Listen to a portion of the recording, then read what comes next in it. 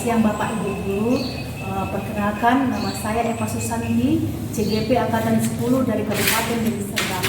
Di sini saya akan melakukan wawancara terkait modul 3.1 pengambilan keputusan berbasis nilai-nilai kebajikan sebagai pemimpin bersama kepala sekolah saya Nur Hamidah SPD dari SD Negeri 10 1847 Sukadana. Selamat siang Bu. Selamat siang Bu. Apa kabarnya hari ini? Alhamdulillah sehat. Bagaimana kabarnya?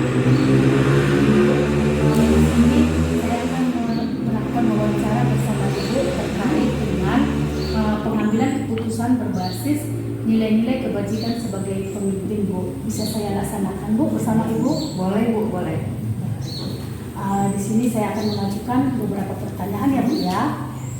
Oke Bu. Pertanyaan yang pertama Bu, unsur-unsur apa yang dibutuhkan dalam menjalankan pengambilan keputusan dilema etika sebagai pemimpin pembelajaran Ibu? Baik Bu, terima kasih atas pertanyaannya. Saya akan mencoba menjawab pertanyaan Ibu Eva.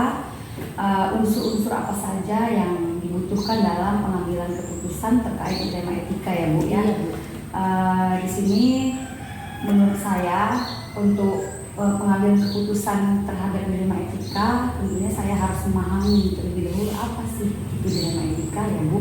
Dilema etika itu menurut pemahaman saya, di mana sebuah kondisi seseorang menghadapkan pada pilihan dalam mengambil keputusan itu terkait nilai benar dengan benar. Unsur-unsur apa saja yang dibutuhkan dalam menjalankan pengambilan keputusan dilema etika sebagai pembelajaran Ibu? Ya, baik, terima kasih Ibu atas pertanyaannya. Saya akan mencoba menjawab. Unsur-unsur yang dibutuhkan dalam pengambilan keputusan terkait dilema etika, menurut saya di sini saya harus memahami terlebih dahulu ya Bu, apa itu dilema etika ya. Dilema etika menurut pemahaman saya itu adalah suatu kondisi di mana seseorang dihadapkan pada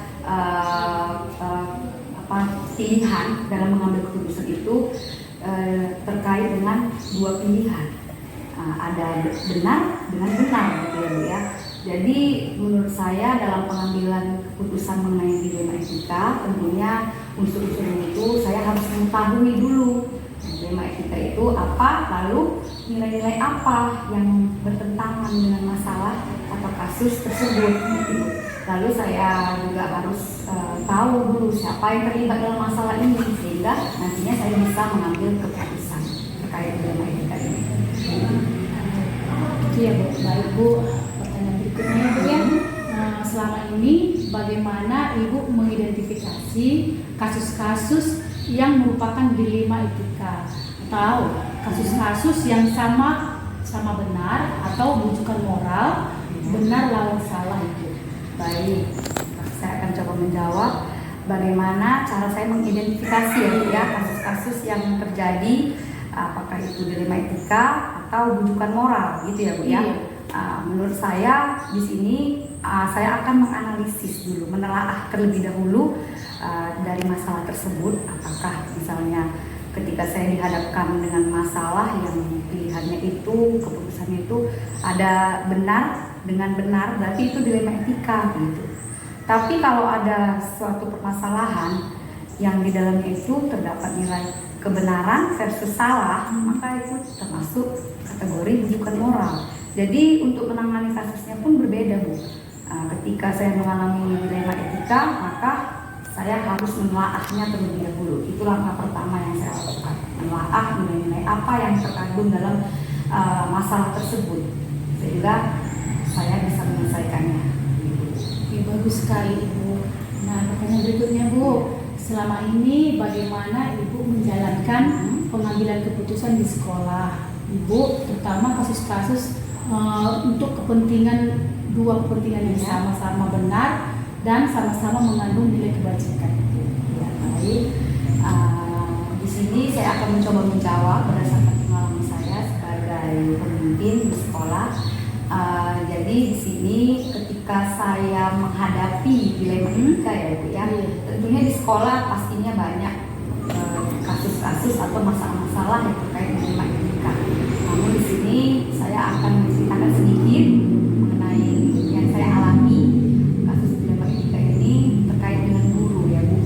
Jadi di sekolah kita ini saya lihat gitu ya, guru-guru khususnya itu ada guru-guru honor ya, mereka itu membawa anaknya ketika mereka mengajar sekolah gitu ya.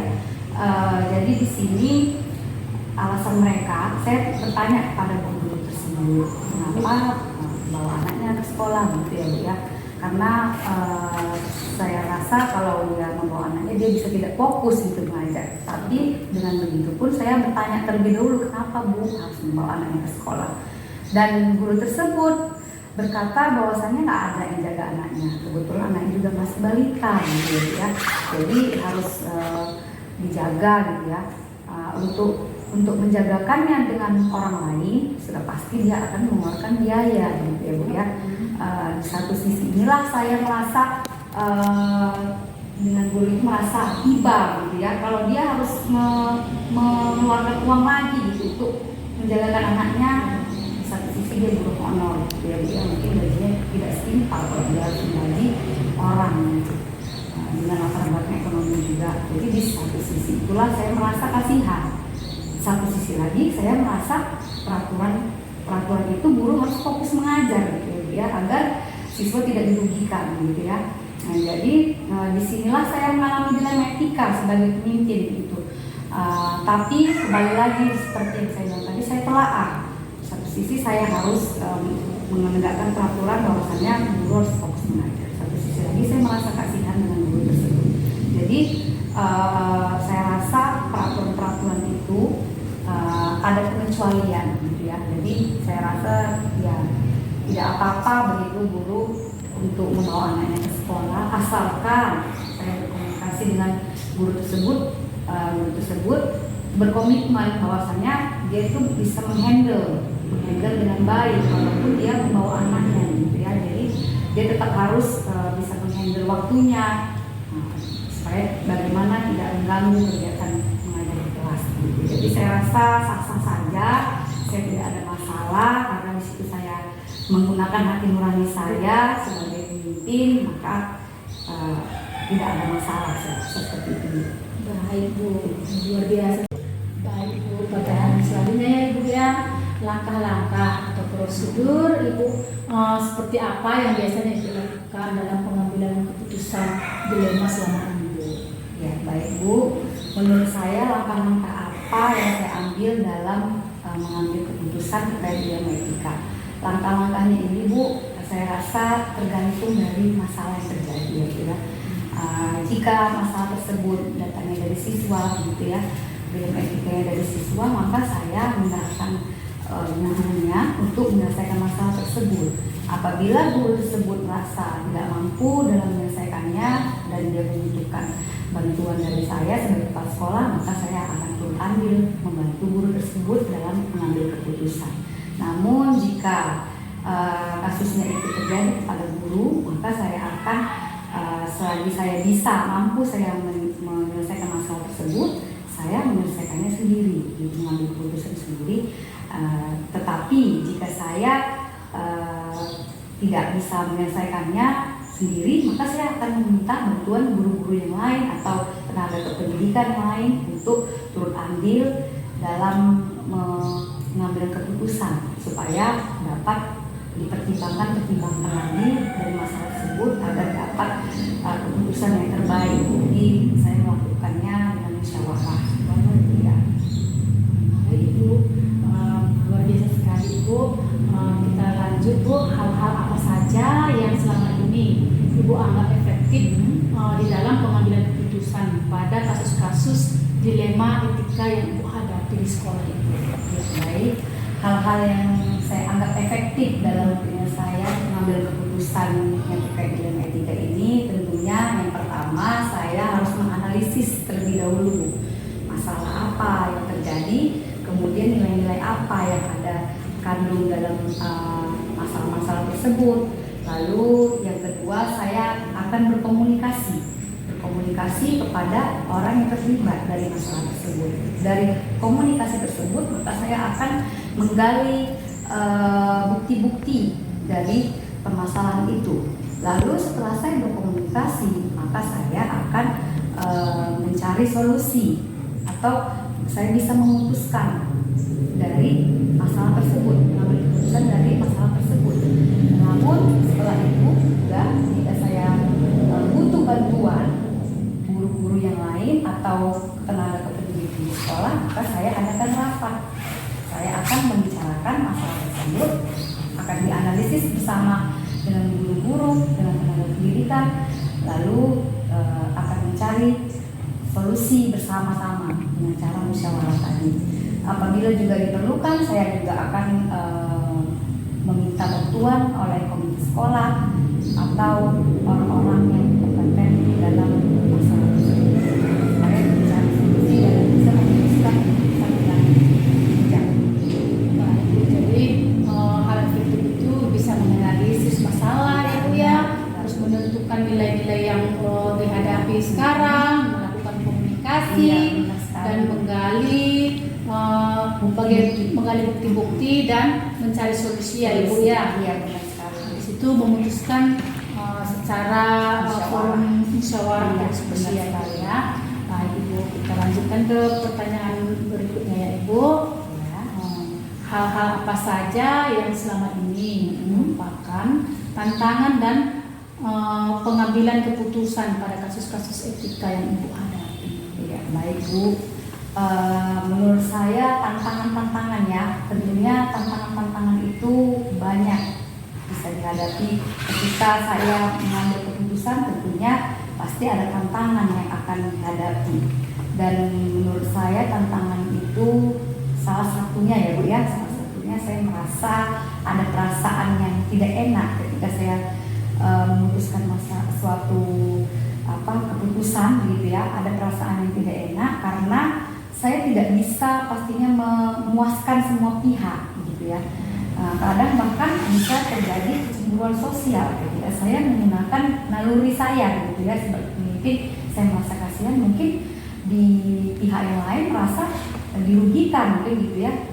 Ada yang merasa tidak puas dari hasil keputusan saya. Itulah tantangannya. Namun untuk meminimalisir tantangan tersebut, resiko-resikonya, maka saya memilih tadi dengan cara musyawarah, membukanya di forum begitu. Jadi guru-guru, tenaga pendidikan, warga sekolah, jadi sama-sama dilibatkan agar mereka juga bisa memberi pendapat begitu ya Bu.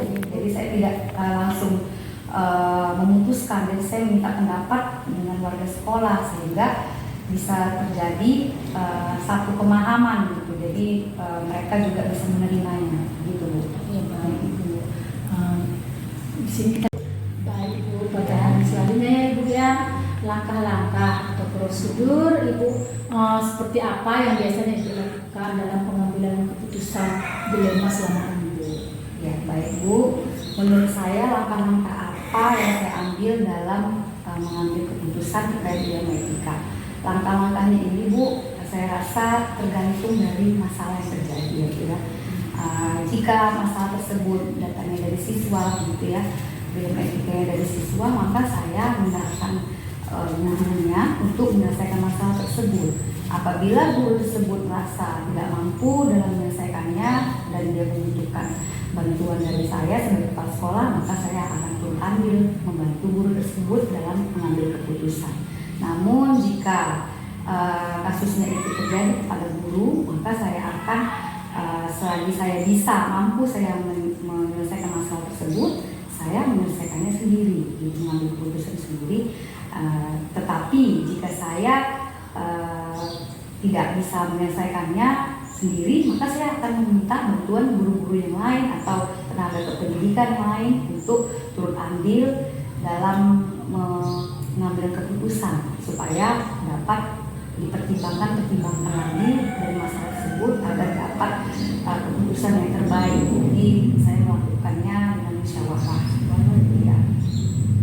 Ibu, luar biasa sekali Bu. Kita lanjut Bu, hal-hal apa saja yang selama ini Ibu anggap efektif di dalam pengambilan keputusan pada kasus-kasus dilema etika yang Ibu hadapi di sekolah Ibu?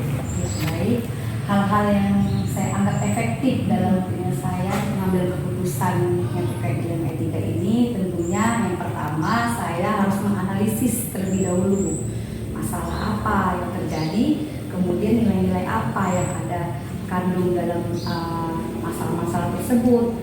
Lalu yang kedua, saya akan berkomunikasi kepada orang yang terlibat dari masalah tersebut. Dari komunikasi tersebut, maka saya akan menggali bukti-bukti dari permasalahan itu.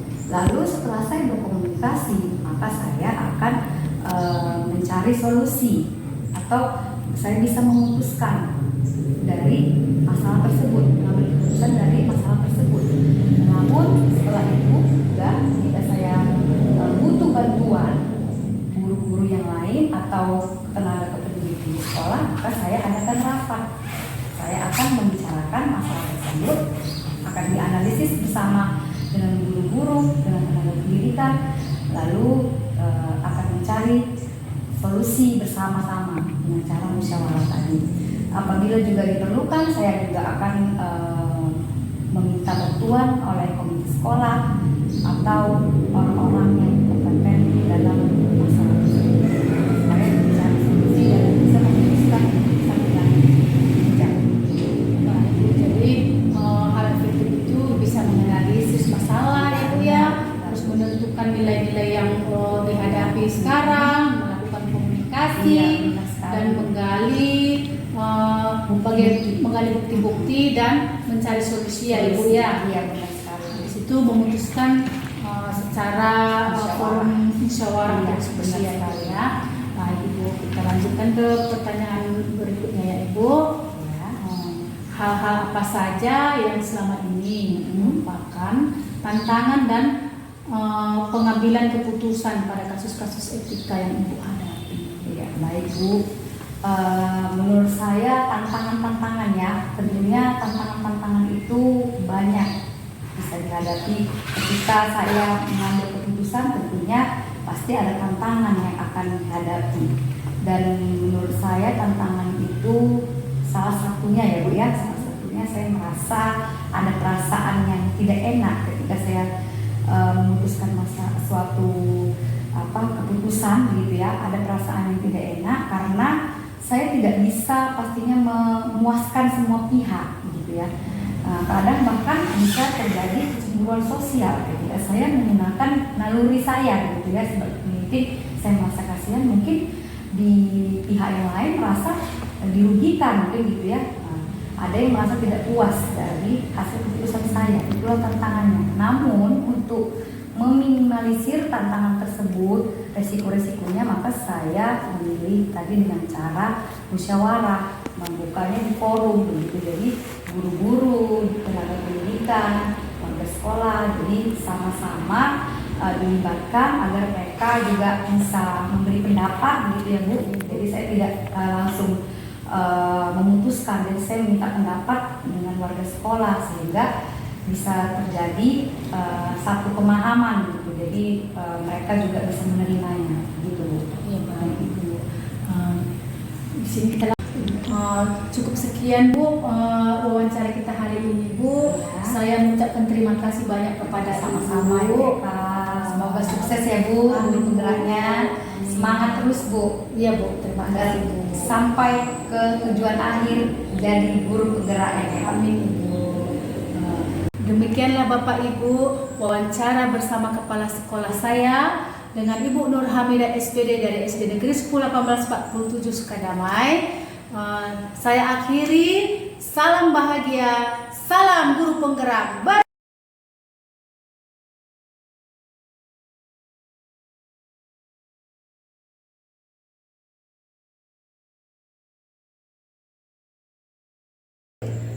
Selamat siang Bapak Ibu. Hari ini saya akan melakukan wawancara bersama dengan Ibu Neti Herawati SPD dalam melakukan pengambilan keputusan sebagai pemimpin dengan nilai-nilai kebajikan. Selamat siang Ibu. Siang Ibu.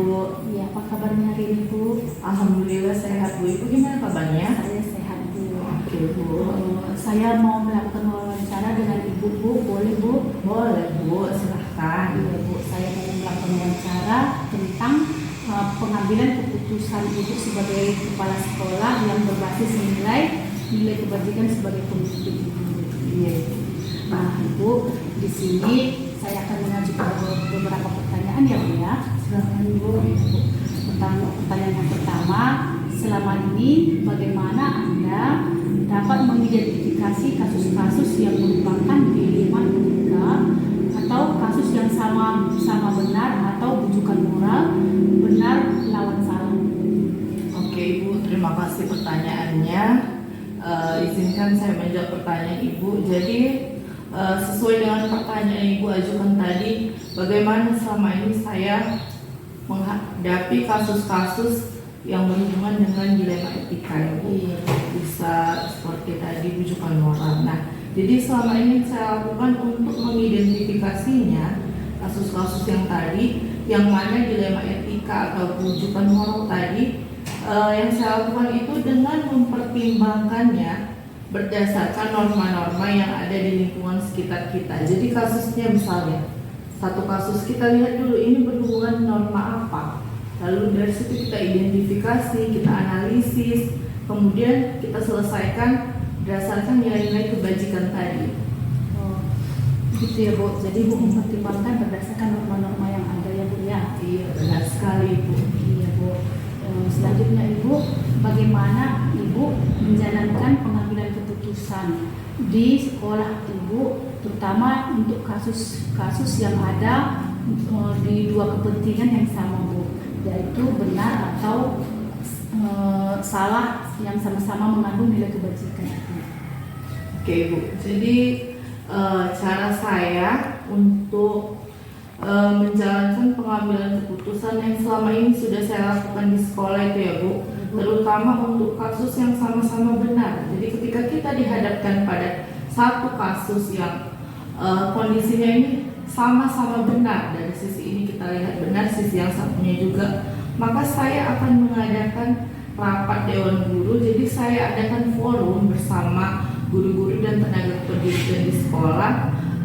Bisa juga tadi kalau dia berhubungan dengan peserta didik, kita libatkan komunitas sekolah, komunitas sekolah untuk mengambil keputusan terhadap kasus-kasus tadi. Nah, hasil keputusannya ini akan menjadi keputusan bersama. Jadi saya itu mengurangi resiko ya, karena tidak mungkin keputusan kita itu menyenangkan semua pihak. Pasti ada pihak yang merasa, tapi dengan diadakannya forum tadi, setidaknya itu adalah keputusan yang kita ambil secara bersama-sama, seperti itu Ibu.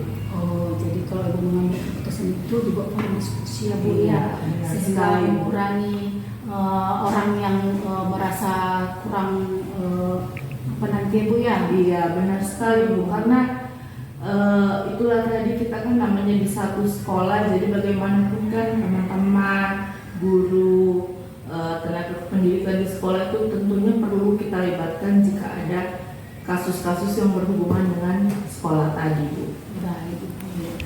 Baik Ibu, selanjutnya langkah-langkah atau prosedur seperti apa yang bisa Ibu lakukan selama ini untuk menghadapi masalah di sekolah Bu? Oke, baik Ibu, berdasarkan pengalaman saya ya sebagai kepala sekolah, langkah-langkah seperti apa yang saya ambil atau prosedur yang pasti gitu ya Bu dalam mengambil sebuah keputusan. Nah, jadi Bu, berdasarkan pengalaman saya selaku kepala sekolah tidak memiliki langkah atau prosedur yang baku gitu Bu. Jadi tergantung dengan masalah yang kita hadapi. Jadi semuanya itu situasional ya Bu, tergantung situasi. Jadi bisa di satu kondisi saya itu merasa membutuhkan pandangan atau pendapat guru dalam memusatkan atau menyelesaikan sebuah kasus, maka saya akan mengajak mereka seperti tadi Bu, mengadakan di rapat, forum seperti itu. Nah, ada juga di satu kondisi yang mana saya harus mengambil keputusannya sebagai pemimpin. Nah, itu tadi saya ambil keputusannya berdasarkan nilai kebajikan saya. Telah dulu kasus ini mengandung nilai kebajikan yang mana, kemudian itu tadi kita dari situ setelah kita analisis lalu kita ambil langkah-langkah yang sesuai untuk menyelesaikan kasus tersebut. Mungkin seperti itu, Bu. Oke, Bu. Selanjutnya, Ibu, hal-hal apa saja yang selama ini Ibu anggap itu efektif dalam mengambil keputusan pada kasus-kasus dilema etika yang Ibu hadapi, Bu? Oke, Bu. Menurut saya menurut saya hal-hal yang efektif dalam pengambilan keputusan pada kasus-kasus dilema etika tadi ya, Bu, seperti tadi yang saya contohkan, forum atau rapat dewan guru itu cukup efektif untuk menganalisis kasus secara bersama untuk mengambil keputusan. Kemudian selain itu kan, Bu, karena biasanya kasus dilema etika ini mengandung dua kepentingan, Bu. Jadi dia benar versus benar gitu kan. Jadi biasanya pendapat yang sama benar ini sulit ya, Bu, untuk kita putuskan secara pribadi gitu. Oleh karena itu kita perlu mengajak dewan guru, komite sekolah, tenaga pendidikan di sekolah untuk membawanya ke dalam forum rapat. Kita akan mendiskusikannya bersama-sama dan memikirkan tindakan apa ya yang kira-kira tepat untuk diambil keputusan terkait kasus itu, sehingga saya tidak kesulitan untuk memutuskannya secara pribadi. Mungkin seperti itu, Bu. Baiklah, Bu, pertanyaan berikutnya. Oke, Hal-hal Bu. apa saja yang selama ini merupakan tantangan dalam pengambilan keputusan pada kasus-kasus dilema etika yang Ibu hadapi, Bu? Oke, Bu, baik, Bu. Menurut saya hal-hal yang selama ini menjadi tantangan dalam pengambilan keputusan terhadap kasus-kasus dilema etika yang saya hadapi ya, Bu. Di antaranya itu yang membuat kita bingung untuk mengambil keputusan itu di mana dua pendapat atau kepentingan yang sama-sama mempertahankan pendapat mereka gitu, Bu, untuk dianggap benar. Jadi seperti yang tadi saya bilang, dilema etika benar versus benar. Dari sisi ini kita benar, dari sisi ini pun benar. Jadi sehingga saya sulit gitu untuk memutuskannya. Yang kedua, yang mana kasus tersebut itu harus segera mendapatkan keputusan yang tepat. Misalnya harus segera diselesaikan, Bu. Misalnya ada di satu kasus dia sudah harus segera diselesaikan dalam waktu dekat, nggak bisa kita tunda-tunda lagi gitu. Jadi terkadang kita nggak sempat membawa kasus tersebut dalam forum rapat dewan guru. Nah, tantangan itulah, disitulah dimana saya sebagai seorang pemimpin, saya mengambil nilai-nilai kebajikan apa yang bisa saya lihat pada kasus-kasus itu. Karena tadi waktunya tidak sempat lagi untuk membawa di forum rapat, disitulah kita sebagai pemimpin diuji ya. Di situ juga tantangan terbesarnya. Jadi ketika kita salah mengambil keputusan, tentu akan berakibat dengan kasus yang tadi gitu, Bu. Bagus sekali, Bu. Pertanyaan selanjutnya ya, Bu ya. Silahkan, Bu. Oke. Apakah Anda memiliki sebuah tata kelola atau jadwal tertentu dalam menyelesaikan kasus dilema etika?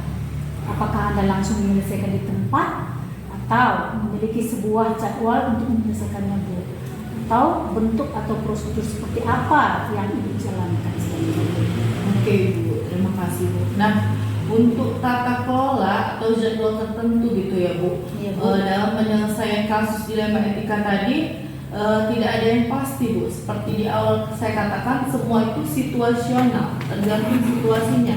Jadi jika memang kasus tersebut membutuhkan penyelesaian dengan segera, maka saya akan memutuskannya tadi berdasarkan hati nurani saya dan nilai-nilai kebajikan yang sudah saya uraikan tadi. Namun jika penyelesaian kasus tersebut masih memiliki waktu yang cukup, masih bisa kita bawa ke dalam forum rapat dewan guru, maka saya akan membawanya ke dalam forum rapat untuk membahasnya secara bersama-sama dan mengambil keputusan untuk kasus tersebut. Seperti itu, Ibu. Bagus sekali, Bu. Baiklah, Bu, kita lanjutkan ke pertanyaan berikutnya ya, Bu. Oke, Bu. Adakah seseorang atau faktor-faktor yang selama ini mempermudah atau membantu Ibu dalam mengambil keputusan dalam kasus-kasus dilema etika yang dihadapi di sekolah Ibu? Oke Bu, baik. Akan saya jawab pertanyaannya mengenai ada tidaknya seseorang atau faktor-faktor yang selama ini membantu saya dalam pengambilan keputusan terkait kasus-kasus dilema etika tadi ya Bu.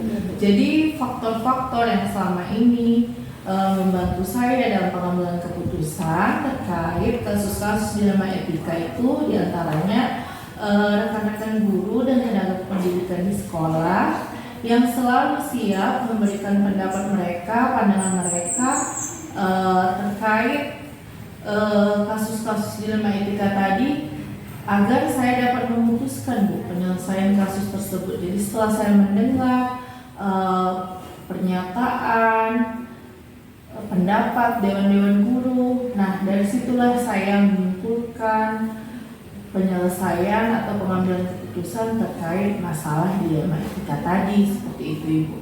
Baik Ibu. Nah pertanyaan selanjutnya Bu, dari semua hal yang telah disampaikan tadi Bu, pembelajaran apa yang dapat Ibu petik dari pengalaman Ibu dalam mengambil keputusan dilema etika Bu? Oke Ibu, baik.